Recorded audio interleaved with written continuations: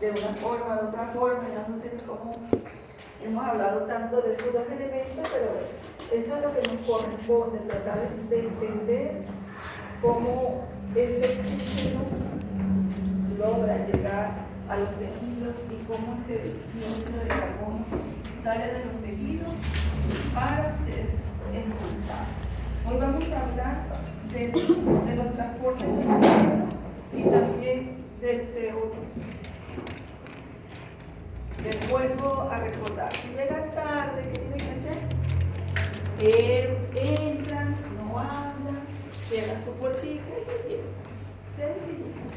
Y luego me recuerdan para su asistencia, si llegaron retardados. Ok. Vamos a hablar la primera parte del transporte del oxígeno. El oxígeno disuelto se va a transportar en poco porcentaje, menos del 5%, se dice un 3%. Es muy poco lo que se transporta de esta manera. No cumple las demandas metabólicas y se mide por medio de la presión arterial de CO2. De esa forma nosotros podemos medirlo. Y por supuesto va a difundir por las diferencias de presión. Unido de hemoglobina, ahí sí vamos a encontrar el transporte con alto porcentaje, un 98%, se va a unir entonces con la hemoglobina y la conocemos como la hemoglobina. El oxígeno disuelto, entonces nosotros para determinar el oxígeno disuelto lo hacemos a través de la concentración del oxígeno disuelto, que vendría a ser esta fórmula donde la K-O2 va a ser el cociente de solubilidad del oxígeno en plasma a una temperatura de 37 grados centígrados. Y sabemos que la solubilidad del oxígeno es de 0.0013 a 37 grados centígrados. Por lo tanto, la ecuación nos quedaría, pues si multiplicamos, nos quedaría entonces este resultado de 0.03 ml por decilitro de sangre, expresado también en milímetros de mercurio de presión. Si por ejemplo la presión de oxígeno es de 100 milímetros de mercurio, hay 0.3 ml de oxígeno disuelto en cada decilitro de sangre o 3 ml en cada litro de sangre. Esto es importante porque nosotros tenemos que recordar y hablamos de que un gramo de hemoglobina va a transportar, ¿verdad?, 1.3 ml de oxígeno disuelto.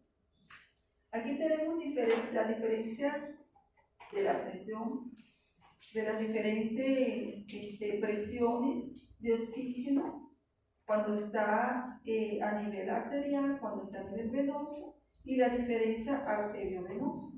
Así, por ejemplo, la presión de oxígeno a nivel arterial sería de 100, a nivel venoso sería de 40, y la diferencia arteriovenosa sería de 60. Cuando está el oxígeno disuelto, fíjense que sería de 0.3 ml por decilitro a nivel arterial y a nivel venoso 0.1, o sea, hay menos.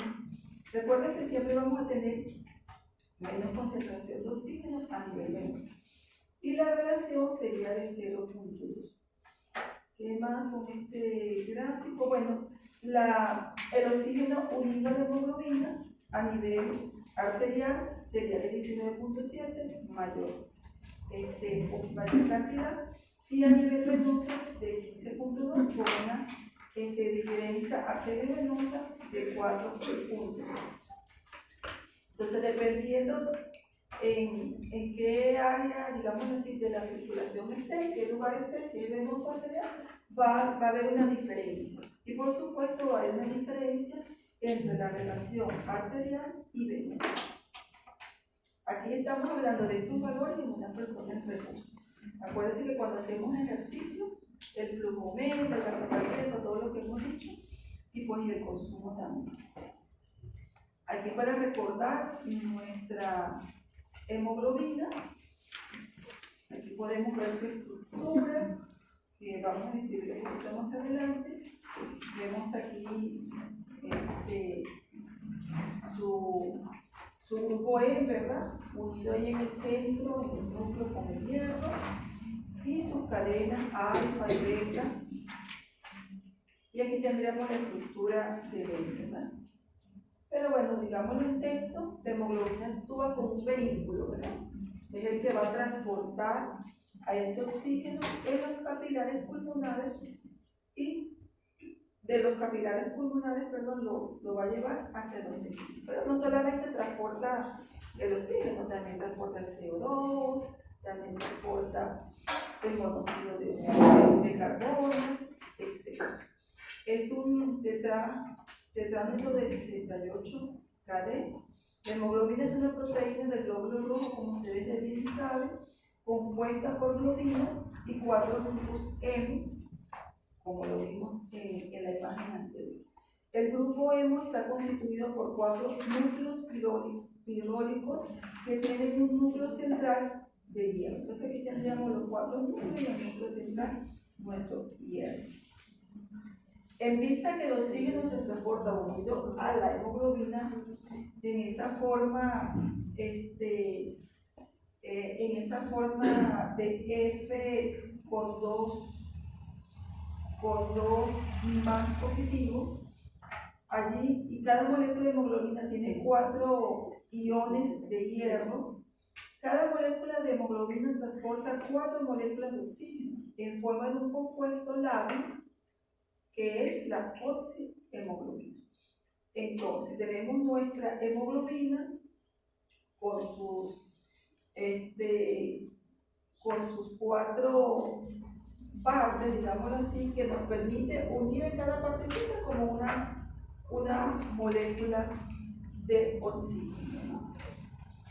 Y a ver, que les quería decir algo más de esto.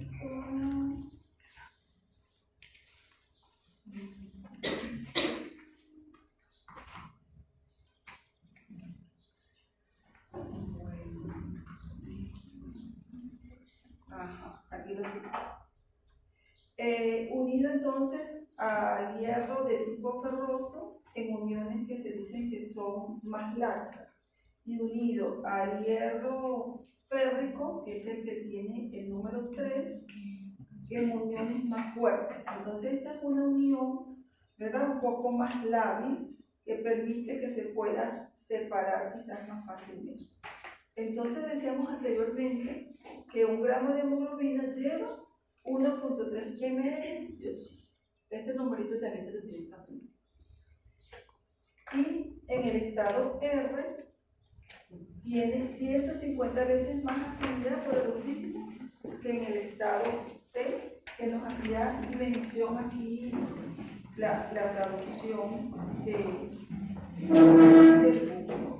Más fácilmente va a tener afinidad cuando está en el estado R, que traducido dice relajado, tiene más afinidad por el oxígeno que en el estado D. Entonces vamos a tener hemoglobina que va a estar unida al oxígeno y la conocemos como la oxihemoglobina, y cuando esta se separa tenemos la desoxihemoglobina, o sea, la hemoglobina que ya no está unida a esas 4 moléculas de oxígeno. El transporte de oxígeno en solución y con la hemoglobina se describe 5 índices, o sea, 5 formas en que nosotros podemos de repente conocer cuánto de oxígeno hay. Tenemos la primera, que es la capacidad de transporte de oxígeno, cantidad máxima de oxígeno que puede ser transportada por la hemoglobina. Entonces, es lo máximo que se puede transportar, la cantidad máxima de oxígeno que puede ser transportada por la hemoglobina, su límite. Se recuerda que eso también tiene que ver con la concentración de hemoglobina, ¿no? Si estoy anémico, no, mi valor de hemoglobina, soy mujer, hombre, va a variar ahí mi hemoglobina. Pero aquí nos dice que, bueno, es alrededor de 150 gramos de hemoglobina por litro de sangre, o 200.2 202.5 ml de oxígeno en un litro de sangre. El contenido de oxígeno es la cantidad de oxígeno unido realmente a la hemoglobina. El contenido total de oxígeno, o sea, queremos saber cuánto entonces tendríamos. Es la cantidad de oxígeno unido a la hemoglobina y el disuelto. O sea, sumando los dos, el que se encuentra unido a la hemoglobina y el que se encuentra disuelto, yo lo uno y puedo saber cuánto es el contenido de oxígeno a nivel de la sangre arterial. Va a tener un valor un poco más elevado de 196 y a nivel de la sangre venosa el valor está un poco más bajo de 150 ml entonces de oxígeno por litro de sangre más los 3 ml de ese oxígeno que va a estar disuelto. Entonces tendríamos un total de 199 ml de oxígeno por litro. Esto sería la sumatoria entonces del oxígeno unido a la hemoglobina y disuelto en el plasma, ahí a nivel de la sangre arterial. Y la sumatoria a nivel de la sangre venosa sería entonces de ese oxígeno unido a la hemoglobina y del oxígeno disuelto. La sumatoria sería entonces de 152 ml de oxígeno por litro de sangre. Tenemos entonces menos oxígeno a nivel de la sangre venosa y más a nivel de la sangre arterial, tanto disuelto en el plasma como unido a la hemoglobina. El porcentaje de saturación es la relación entre la cantidad de oxígeno efectivamente unido, aquel oxígeno que se une a la hemoglobina, y la cantidad máxima de oxígeno que puede ser unido. O sea, lo máximo que la hemoglobina va a permitir que se le une el oxígeno. Entonces tendríamos el contenido de oxígeno entre la capacidad de oxígeno por 100. Y de esa forma nosotros podemos saber cuál es el porcentaje de saturación. Repito, el porcentaje de saturación va a ser entonces la relación entre el oxígeno efectivamente unido a la hemoglobina, lo que realmente se va a unir, con lo máximo que se pudiera unir. O sea, el máximo sería el 100%. El contenido entonces de oxígeno entre la capacidad de oxígeno por 100, una regla de ahí nos da el porcentaje de saturación. La presión de oxígeno en la sangre arterial es de mayor de 90 milímetros de mercurio, en la sangre venosa mixta es de 40 milímetros de mercurio. Tenemos que tener una diferencia de presión para que pueda entonces difundir esos signos. Recordamos que a nivel arterial tenemos mayor concentración que a nivel venoso. Entonces, de esta forma nosotros podemos encontrar o entender cómo se va a transportar el oxígeno. Aquí tenemos una figura a nivel, digámoslo así, representativa en cuadritos, como para que podamos nosotros entender. Aquí tenemos la sangre arterial y la sangre venosa. Dijimos que en la arterial el porcentaje va a ser mayor que en la sangre venosa, que va a ser el porcentaje menor. Estamos representando de repente estas cuatro. Aquí tenemos el oxígeno de nuestra hemoglobina y bueno, esto estaría representando el eritrocito. El eritrocito tiene su hemoglobina que se pueden unir sus 4 moléculas, pero va a haber oxígeno que va a estar disuelto allí, que no se va a unir a la hemoglobina, y lo máximo que estos cuadritos se van a unir de hemoglobina va a representar esa saturación de oxígeno, pero siempre va a haber un poquitito, unos espacios que no se van a llenar por completo. Entonces la relación entre la cantidad de oxígeno efectiva unido a la hemoglobina, que sería esta, y la cantidad de oxígeno que ella puede llenar, nos va a dar la saturación de oxígeno. ¿Cuánto puede llenar? A nivel arterial, 201. ¿Y cuánto es lo que llena como máximo? Como efectivo, 195. Entonces esto nos crea un porcentaje entre el 97 y el 98.5 de sangre arterial que va a estar saturada, o sea, llena hasta lo máximo de oxígeno. Y a nivel venoso, como los valores son un poco menos, vamos a tener que el oxígeno efectivo allí que se une a la hemoglobina va a ser de 150 y lo máximo de capacidad de llenado de oxígeno sería 201. Y la relación entonces sería de 75%. Nos queda entonces aquí más hemoglobina, como quien dice, libre de oxígeno, pero el oxígeno disuelto en la sangre también va a ser menos.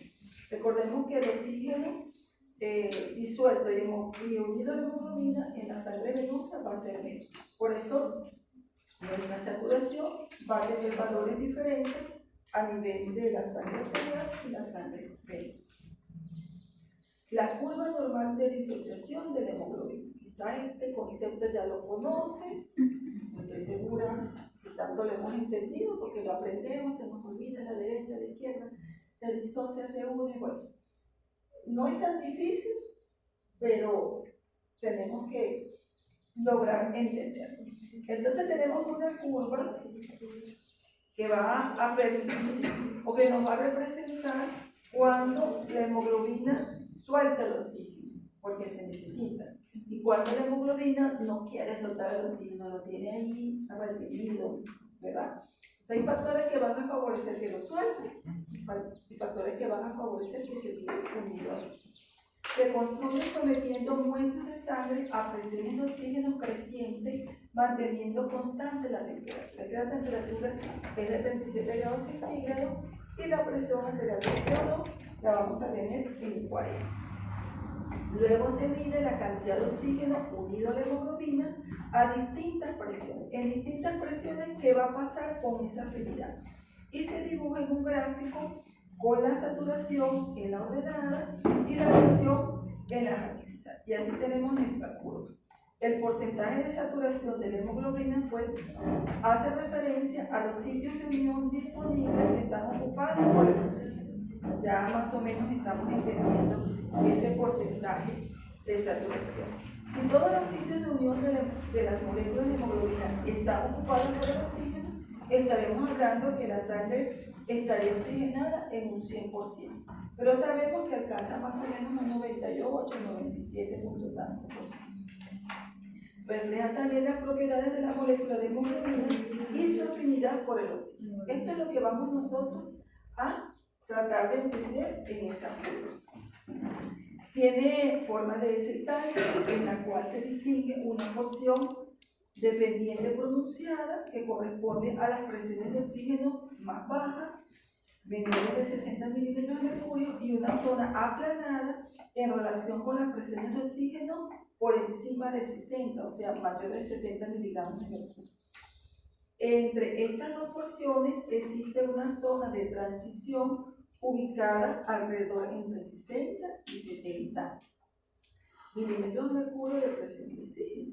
La curva es casi plana a nivel de la presión de oxígeno mayores a 100, porque ahí ya pues no hay grandes cambios, porque prácticamente ya se ha saturado casi completo. Aún cambios grandes de presiones generan cambios pequeños en el porcentaje de saturación, porque prácticamente todo ya está saturado. La hemoglobina tendrá entonces un 100% de saturación cuando la presión de oxígeno llegue casi a 650 milímetros de mercurio, lo cual no sucede nunca. Siempre vamos a tener un porcentaje aquí que no va a estar unida la hemoglobina al oxígeno. Estamos leyendo los conceptos teóricos para después irnos a la curva, ¿no? El aplanamiento de la curva de disociación a presión de oxígeno elevada significa también que la presión de oxígeno molar puede caer bastante por debajo de los 100 milímetros de mercurio, sin reducir significativamente el porcentaje de saturación del hemoglobina. Cae este número, pero el porcentaje de saturación no cambia significativamente. Mientras que la presión de oxígeno de los alveolos permanezca sobre los 60 milímetros de mercurio, la hemoglobina tendrá una saturación superior a 90, que es lo que nosotros siempre estamos esperando que suceda, ¿verdad? Podemos tener 60, 70, 80 y estamos bien. Y mantendrá los niveles de transporte de oxígeno cercanos a lo normal. O sea, si lo tenemos por encima de 60, nuestro transporte de oxígeno va a estar bien, vamos a estar funcionando bien. Pero cuando la presión de oxígeno cae por debajo de 60, de ese rango, la pendiente de la curva se hace más pronunciada. Y ahí tenemos entonces déficit de oxígeno y podemos caer entonces en insuficiencia respiratoria si no se forma. Una pendiente marcada implica, o sea, una caída marcada, implica que una reducción pequeña de presión de oxígeno generará una liberación de oxígeno relativamente grande. ¿Okay? Porque aquí se pasó del rango, digamos, lo establecido de lo normal, que sería 60, entonces necesitamos que se libere ese oxígeno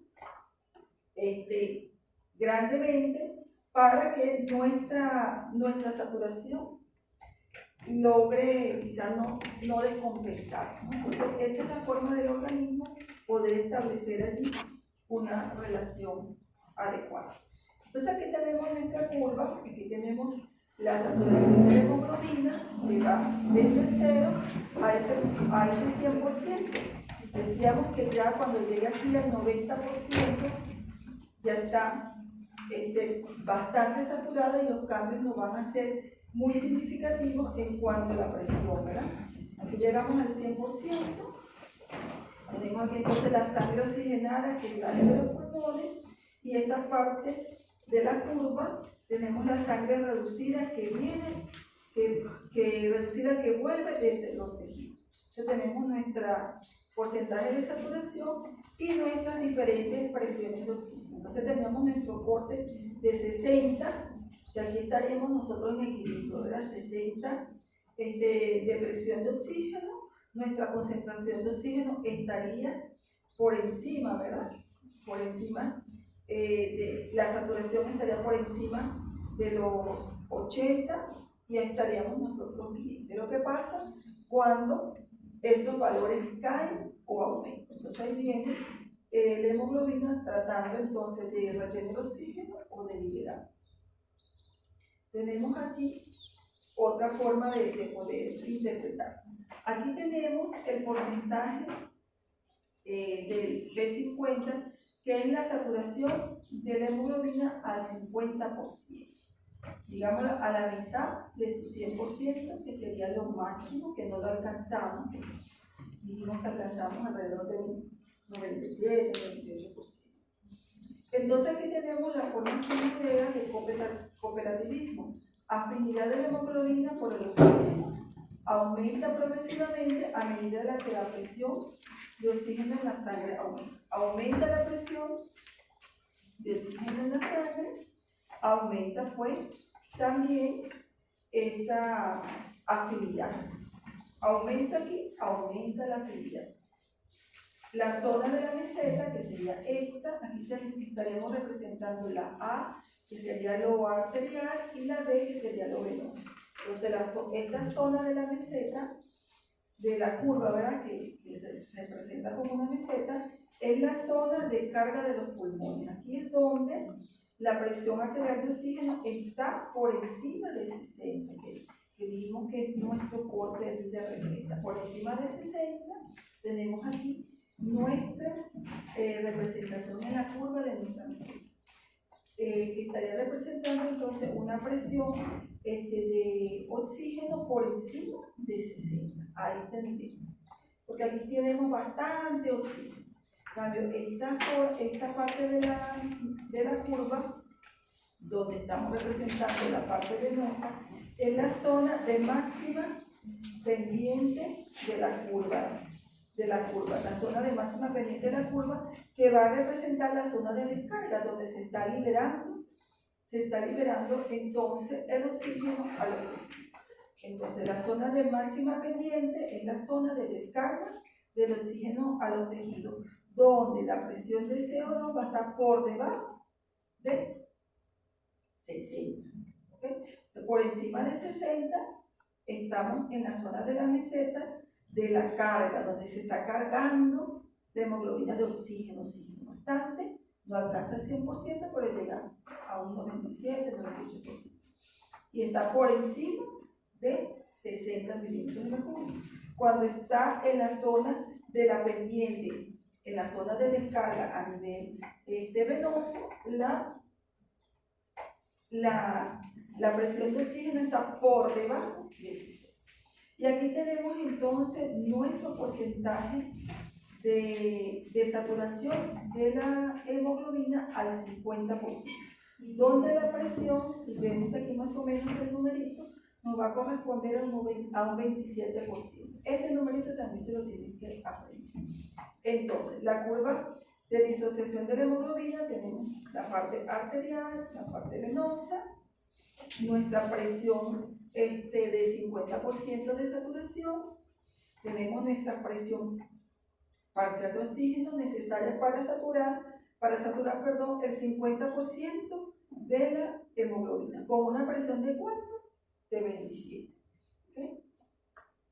Aquí tenemos otro dibujo, que lo vemos de una forma, de otra, a ver cuál de las gráficas le gusta más. De repente a usted le encanta el inglés y esta la va a entender más fácil. Entonces tenemos aquí nuestro porcentaje de saturación. El porcentaje de saturación a nivel de 50%, y nuestro 50% de saturación, tenemos entonces un valor de 27. Tiene que haber una presión de oxígeno de 27 para que nuestra hemoglobina esté saturada a su 50%. Entonces, la presión 50 es la presión de oxígeno, la cual en la hemoglobina está saturada en un 50%. Es un indicador de la afinidad de la hemoglobina por el oxígeno. Lo normal entonces, entre 26 y 28 tomaremos en promedio 27. Y por encima de eso, del 50 y por debajo de eso, entonces, por encima de eso hay una presión de 50%. Si está alta, va a haber menor afinidad, y si está por debajo va a haber mayor afinidad. Entonces, por aquí abajo tenemos mayor afinidad y por encima menor afinidad. Entonces, esta curva normal se puede desplazar hacia el lado derecho o hacia el lado izquierdo. ¿Y qué tenemos que tomar en cuenta para saber qué es lo que está pasando con la presión de oxígeno en nuestro punto de referencia de 27? Si se desplaza hacia la derecha, ¿qué va a pasar con la presión de oxígeno? Va a aumentar.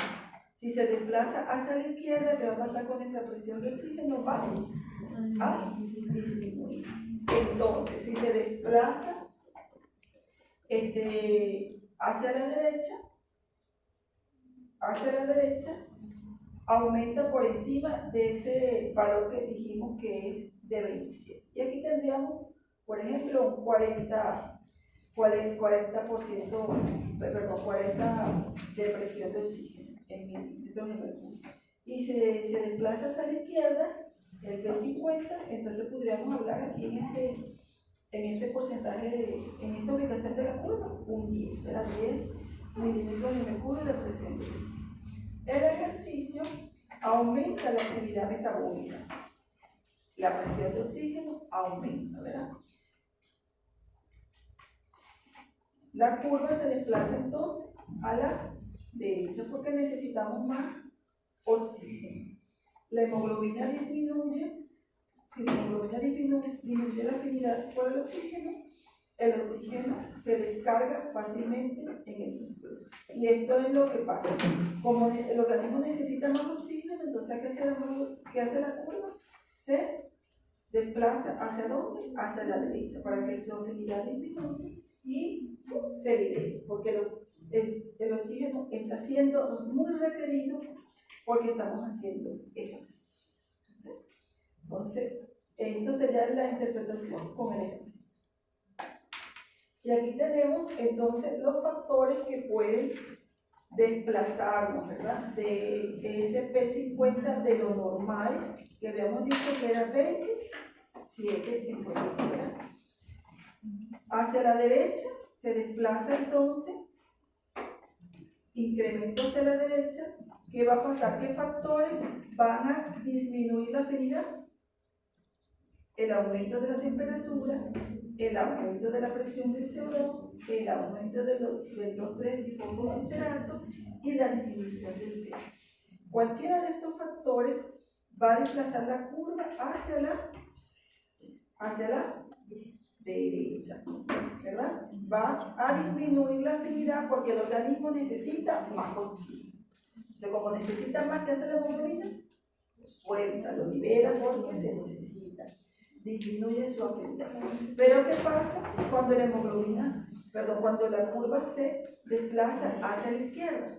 Quiere decir que incrementa su afinidad. O sea, yo no quiero soltar mi oxígeno porque yo lo necesito. ¿En qué condiciones es? Cuando, lo inverso de esto, cuando disminuye la temperatura, cuando disminuye la presión de CO2, cuando disminuye el 2,3 difosfoglicerato o cuando aumenta el pH. Y estamos en un ambiente entonces alcalino. La curva se nos puede desviar para un lado o para otro de acuerdo a lo que el organismo necesita. Y eso es lo que realmente la curva nos quiere decir. En el examen, entonces mezclamos estas cositas a ver si entendimos. Primero, a la derecha. Todo lo que está a la derecha, me lo tengo que aprender.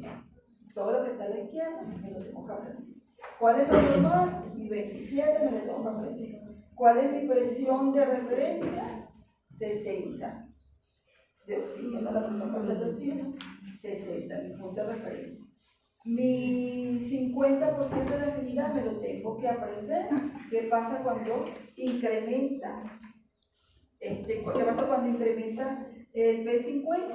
Hay disminución de la afinidad. ¿Y qué pasa cuando desciende el P50? Incrementa la afinidad. Menos fácil, pero menos enredado también. Entonces, lamentablemente, se tiene que aprender. ¿No? Se lo tienen que aprender porque de ahí pues sale una preguntita de esa. Y aquí está resumido todo lo que hemos conversado, porque incluso le he colocado los valores de normalidad del P50 y qué pasa cuando aumenta o cuando disminuye. O lo leen aquí en inglés, ya lo leen. ¿Okay? Otro cuadrito más para que ya con este cerramos nuestra gráfica. Entonces, aquí lo tenemos en español, en inglés, eso no lo digo. Nuestra curva normal. ¿Qué pasa cuando el P50 se desplaza hacia la derecha? ¿Qué pasa con la presión? Aumenta, ¿verdad? Porque tiene aumentó. ¿Y qué factores van a hacer que se desvíe a la derecha? El aumento de la presión de CO2, la disminución del pH, el aumento de la temperatura y el aumento del 2,3 difosfoglicerato. Y aquí tenemos qué pasa cuando nuestro P50 se desplaza hacia la izquierda. ¿Qué pasa con la presión? Disminuye. La presión de oxígeno, ¿qué pasa? Disminuye. ¿Y qué factores pueden hacer que se desvíe hacia la izquierda? Lo inverso. La disminución de la presión de CO2, el aumento del pH, la disminución de la temperatura y la disminución del 2,3 difosfoglicerato. ¿Okay? Entonces ya tenemos 3 formas de haber visto la curva. Creo que con esta ya es suficiente, ¿verdad? Ya queda después. Oye, tratar de entender los numeritos y los datos resaltantes que ya lo hemos estado mencionando. Ahora, el efecto Bohr que ocurre a nivel de los tejidos, ¿qué nos quiere decir esto en cuanto a la afinidad? El efecto Bohr es el efecto del CO2 y del pH sobre la afinidad de oxígeno, porque ellos dos pueden intervenir en la afinidad de la hemoglobina. ¿Qué pasa si ellos aumentan, disminuyen? ¿Qué pasa con la afinidad? Entonces aquí tenemos algunos rasgos de pH. Aquí tenemos un pH que está bajo, el pH que está en equilibrio, 740, y un pH que está por encima de 740, 160, que está también en desequilibrio. Entonces aquí estaríamos en aumento del pH y en disminución del pH. ¿Qué pasa cuando el pH aumenta? ¿Qué pasa con la afinidad? Se incrementa, ¿verdad? ¿Y qué pasa cuando el pH baja? La afinidad disminuye, ¿verdad? Se va hacia abajo. Entonces, un pH bajo y la presión y el CO2 alto, la afinidad de la hemoglobina para el oxígeno disminuye en los tejidos, ¿verdad? Disminuye. Entonces, un pH bajo 720, lo normal 140. ¿Qué pasa entonces? La afinidad esto sería lo normal, la afinidad, ¿qué dice? Disminuye. La afinidad de la hemoglobina por el oxígeno disminuye. ¿Y qué pasa con lo contrario? Un pH alto, por encima de 140, con un CO2 que esté bajo. ¿Qué pasa con la afinidad de la hemoglobina por el oxígeno? Aumenta, porque yo necesito compensar. Entonces, como yo necesito compensar, yo necesito aumentar esa afinidad por el oxígeno. Entonces, aquí me disminuye la afinidad, aquí me aumenta la afinidad. El oxígeno y los hidrogeniones no se unen en el mismo sitio en la hemoglobina. El oxígeno se une a los átomos de hierro de los N y el hidrógeno se une a residuos de aminoácidos de la globina. Esto lo tienen que también recordar. Entonces ahí tenemos, ¿verdad? Cuando el organismo cambia su pH, cambia su concentración de CO2, el organismo o va a liberar o va a retener oxígeno para tratar de compensar el equilibrio ácido-base. Y bueno, aquí tenemos otro dibujito, pero es lo mismo. Aquí tenemos representado entonces el pH a diferentes rangos, ¿no? Entonces, este sería un rango que está por debajo de lo normal, un rango que está en lo normal y un rango que está por encima de lo normal. Pero aquí está haciendo referencia también a presiones de CO2 que se van a mantener igual. Entonces, disminuye la afinidad y aumenta la afinidad de acuerdo a el pH. Y si pasa lo diferente, yo tengo un pH que se mantiene igual, pero ¿qué pasa si las presiones de CO2 aumentan o disminuyen? Entonces va a ser igual, va a aumentar o a disminuir la afinidad de la hemoglobina por el oxígeno. Fíjense que aquí los rangos de separación son más evidentes, ¿no? Se desplaza más hacia la derecha o hacia la izquierda. En cambio aquí, con estas diferencias de PCO2, los rangos de separación no son tan notorios. Eso también nos hace la diferencia entre las dos curvas. Okay. La carbamino-hemoglobina se forma cuando el CO2 se une al grupo amino terminal de las cadenas de globina de la hemoglobina. Entonces está unido el CO2 aquí al hemoglobina. Esta reacción produce hidrogeniones, lo que contribuye también al efecto Bohr que vimos anteriormente. Libera entonces el hidrogenión cuando se une el CO2 con la hemoglobina. Y forma entonces la carbamino-hemoglobina. El 2,3-difosfoglicerato, producto de la glicólisis en condiciones anaeróbicas, se produce en grandes cantidades en los eritrocitos. Entonces ahí tenemos en nuestros eritrocitos se va a formar este 2,3-difosfoglicerato y esto va a disminuir la afinidad de la hemoglobina por oxígeno cuando aumenta. Entonces aquí también tenemos la relación. Cuando aumenta, ¿qué pasa con la afinidad? ¿Hacia dónde se desplaza la hemoglobina?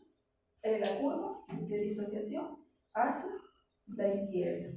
Y cuando aumenta, ¿Hacia qué lado de la curva se va? Hacia la derecha. Aumenta la afinidad o disminuye. Aumenta durante el ejercicio y la hipoxia en las alturas. El 2,3-difosfoglicerato. Se une a la hemoglobina en un sitio diferente donde se une el oxígeno y regula la afinidad de la hemoglobina por el oxígeno. La hemoglobina fetal es menos afín al 2,3-difosfoglicerato que la hemoglobina de la madre. También una diferencia. Entonces, la diferencia de la concentración del difosfoglicerato también va a alterar la afinidad de la hemoglobina por el oxígeno. Y bueno, aquí también tenemos las diferentes uniones de la hemoglobina con el CO2, con el difosfoglicerato, con el difosfoglicerato y el CO2, y ese efecto que va a tener entonces de aumentar la afinidad o no, desplazar la curva a la derecha o a la izquierda.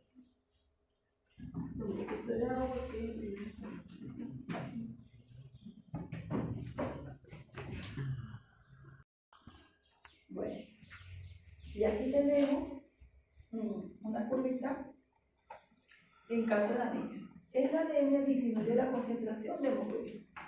La hemoglobina está baja en la sangre. ¿Y qué pasaría entonces con el contenido de oxígeno en la sangre? Pues también bajaría, ¿verdad? Pero la curva va a seguir siendo igual. Si disminuye, esto está a nivel arterial y a nivel venoso. A nivel venoso y a nivel arterial. Si disminuye la hemoglobina, también su contenido de oxígeno va a disminuir. Ahí no hay mayor relevancia, ¿no?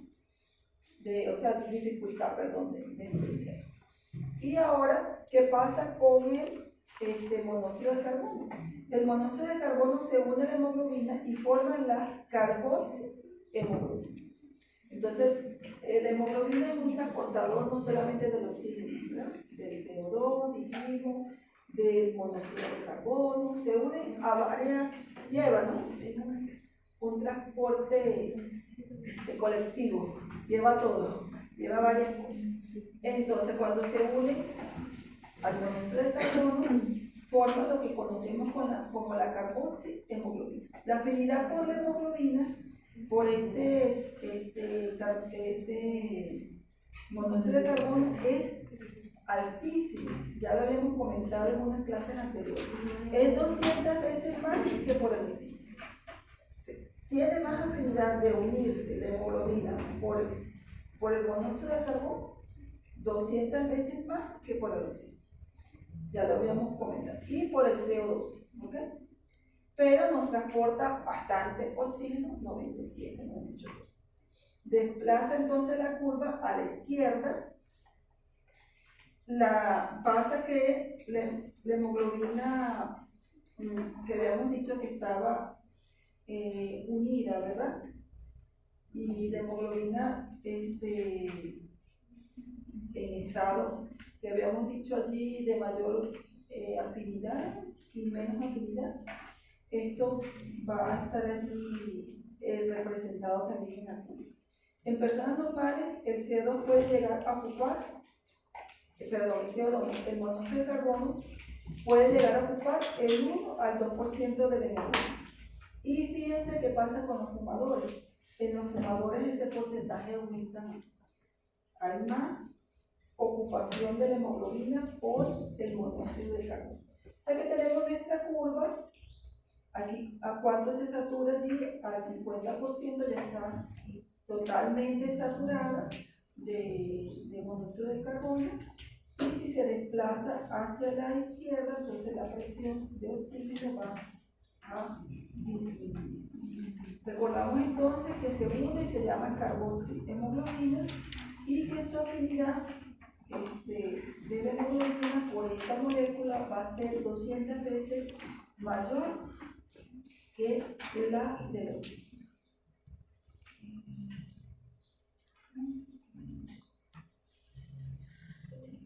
Básicamente sería esto. El transporte de CO2 por la sangre. Ya vimos cómo se transportaba el oxígeno unido a la hemoglobina. Ahora vamos a ver cómo se transporta el CO2 por la sangre. El CO2 se produce en una tasa de 200 ml por minuto. Cuando se une al agua, forma el bicarbonato, ¿verdad? Cuando aquí se disocia y forma el bicarbonato de hidrógeno. Aquí la anhidrasa carbónica, ¿verdad?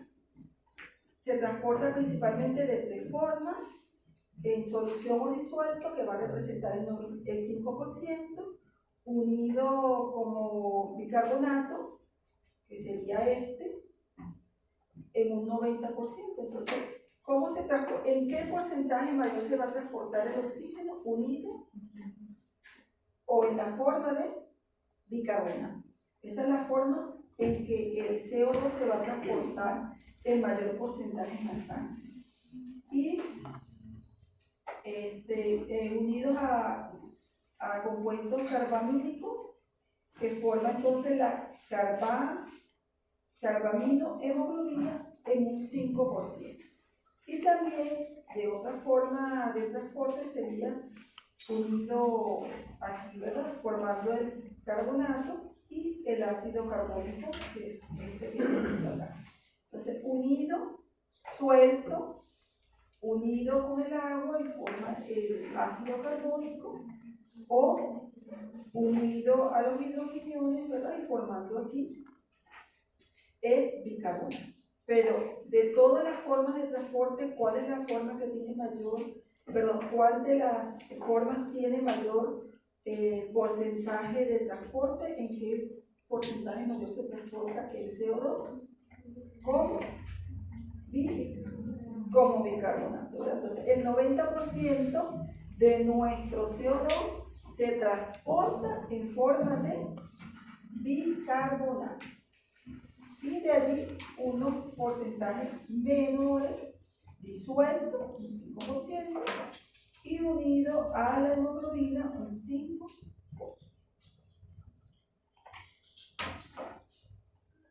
Entonces nuestros glóbulos rojos, nuestros eritrocitos, van a ser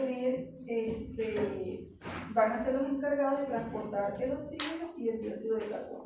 El 30% de su peso corresponde a hemoglobina, contiene anhidrasa carbónica, intercambiador que se hace a través del cloro. Entonces aquí tenemos nuestros tejidos, el metabolismo viene el CO2, aquí tenemos nuestros capilares, aquí tenemos el plasma y tenemos nuestro glóbulo rojo. Se une, pasa entonces por diferentes presiones, ese CO2 pasa al glóbulo rojo, se une ¿con quién se une? Ese CO2 se une con agua y a través de la acción de la anhidrasa carbónica se transforma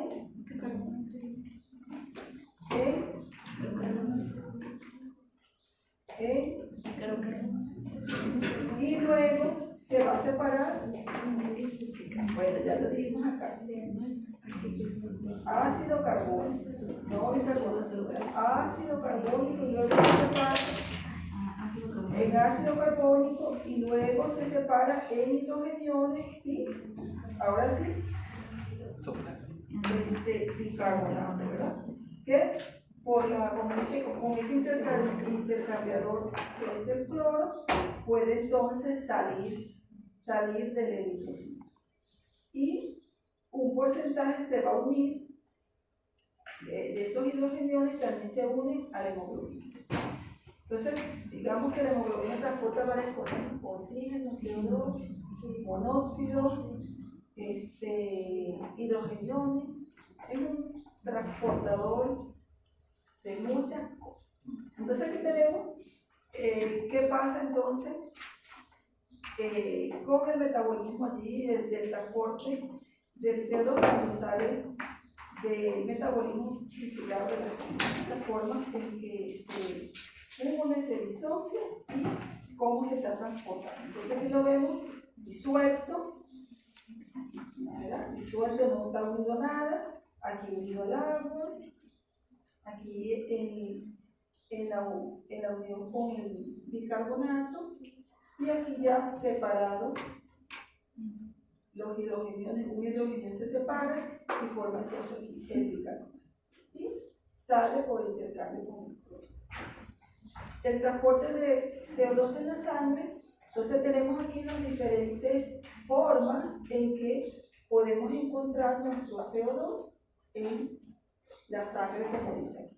Suelto, unido y formando el ácido carbónico, formando el bicarbonato, formando el carbonato y otros compuestos, como habíamos dicho. En la sangre arterial y en la sangre venosa. Aquí tenemos los porcentajes en los cuales vamos a tener las diferentes formas de transporte del oxígeno. Y en la sangre arterial, el porcentaje alto lo tenemos unido o en forma ¿de qué? Bicarbonato.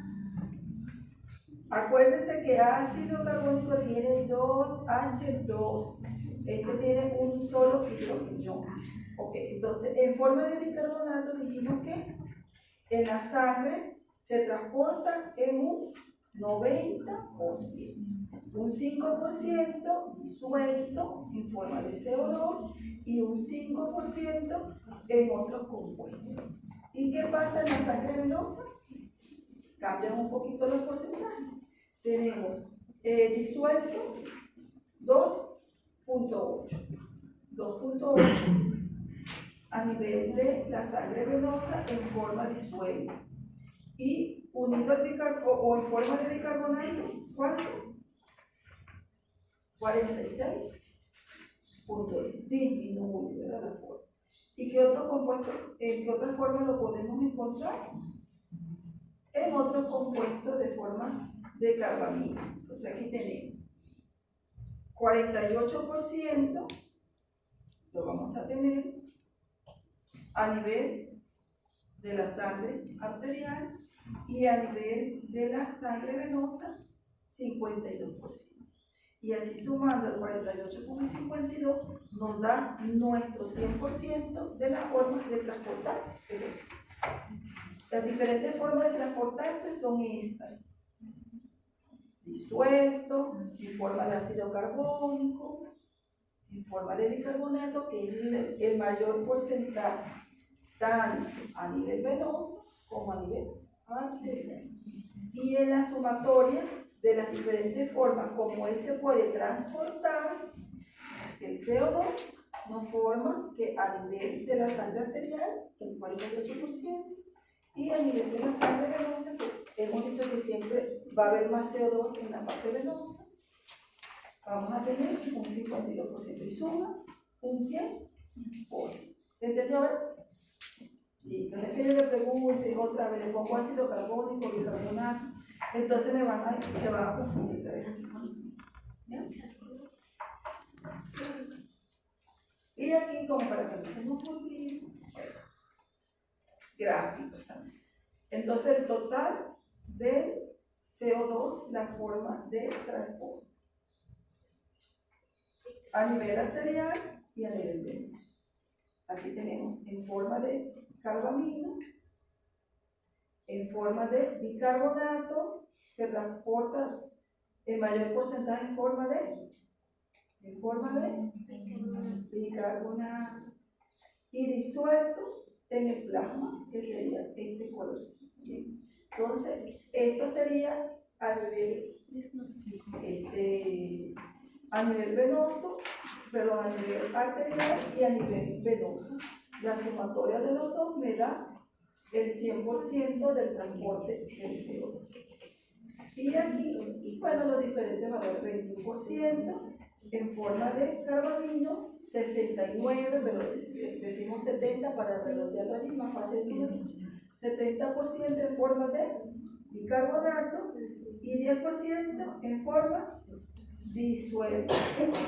Y esto nos va a sumar el 100% de la forma de transportarse nuestros CO2. Listo. Bueno, aquí alguien que nos explique esto. ¿Tiene muchos números para lo mismo. Realmente en vez cómo en diferentes sitios, cómo está unido y con qué hace que se separe las enzimas. Vamos a tratar de entender. Entonces de los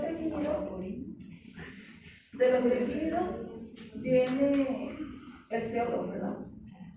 Y nuestro oxígeno va hacia el otro. Entonces viene nuestro CO2 disuelto, ¿verdad? Aquí está disuelto, ¿sí? ¿Qué porcentaje dijimos disuelto? 5. Un 5%. Algunos dicen 5, 7%, pero más o menos en ese rango. Aquí viene disuelto, aquí estamos en nuestros capilares. Y aquí estamos en el eritrocito, ¿verdad? Este debe ser nuestro eritrocito. Entonces pasa de forma disuelta. Aquí tenemos un 6%, 5, 6, 7% habla, ¿no? Tenemos aquí disuelto por la acción de la anhidrasa carbónica. Entonces se va a liberar ese OH y aquí tenemos que se va a transportar después en forma de bicarbonato, que va a salir por una bomba ahí de intercambio con el cloro. Entra cloro y sale bicarbonato. Entra agua y esta agua también se va a unir con esos hidrogeniones que han sido liberados de la otra forma de transporte del CO2 y se unen, y ese hidrogenio también va a ser importante porque se va a unir allí con el oxígeno y va a transportarse, ¿no? Entonces aquí tenemos ese oxígeno, esa hemoglobina que se va a unir con ese oxígeno, pero que también va a permitir el transporte con el hidrógeno cuando se une con el hidrógeno y va a liberarse entonces después cuando se separen los. Entonces aquí tenemos los diferentes porcentajes disueltos, un 6%, 5%. Aquí tenemos cuando pasa y se une aquí y forma el bicarbonato, ya estaríamos hablando un 70%, si unimos esto con esto, y las otras formas de carbonismo estarían representando allí un 21%, 23%. Entonces, de esta forma nosotros podemos encontrar nuestro CO2 en las diferentes formas de transporte. A grandes rasgos, de forma disuelta ya dijimos un 5%, 7%. Unido o transportado en forma de bicarbonato, que sería un anión, un 70%. Y unido a la hemoglobina, un 23%. Que vendría siendo más o menos este valor que tenemos aquí. ¿Okay? ¿Y qué pasa entonces con la curva de disociación del CO2? Y quizás esta curva no la preguntan mucho en los exámenes, pero quizás la vamos a preguntar. Ahí tenemos a nivel pulmonar qué pasa con la disociación, porque esta curva y ese efecto es a nivel pulmonar. La presencia de oxígeno desplaza la curva hacia la derecha. Si hay oxígeno, la desplaza hacia la derecha. Y bajo, si disminuye, ¿verdad? Vamos a volver a ver. La presencia de oxígeno desplaza la curva hacia la derecha y abajo, disminuyendo el transporte de CO2. La hemoglobina se une al oxígeno y se promueve entonces la liberación de CO2 y de hidrógeno. Se separa porque así se necesita a nivel pulmonar.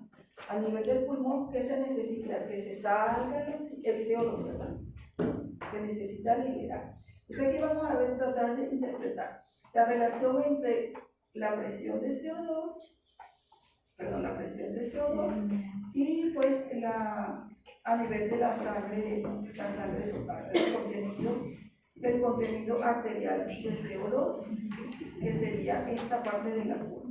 Aquí tenemos la relación entre la presión de CO2 y el contenido de CO2 en la sangre. Entonces vemos que esa curva va a ser lineal.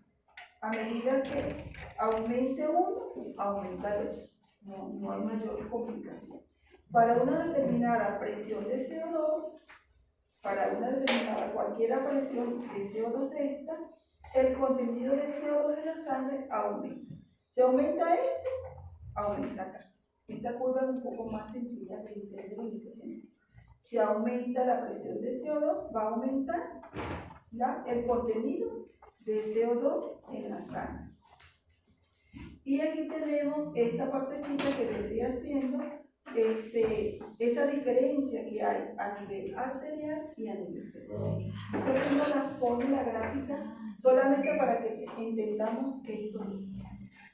Fíjense, aquí tenemos una presión de CO2 a nivel arterial de 40 y a nivel venoso de 52.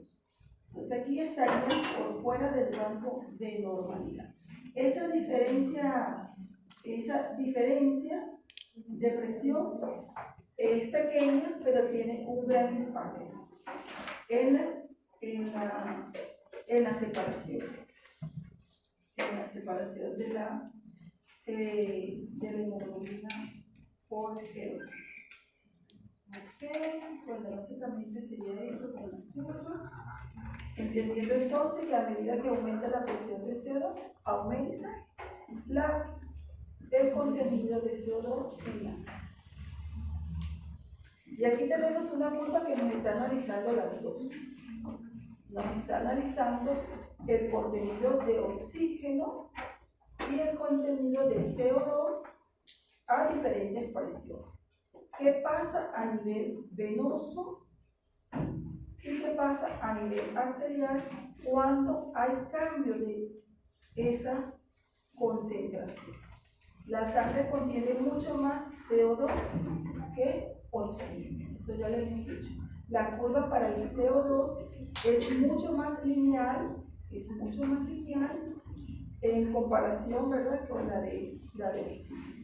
Con cambios pequeños de presión de CO2 se puede captar y liberar grandes cantidades de oxígeno.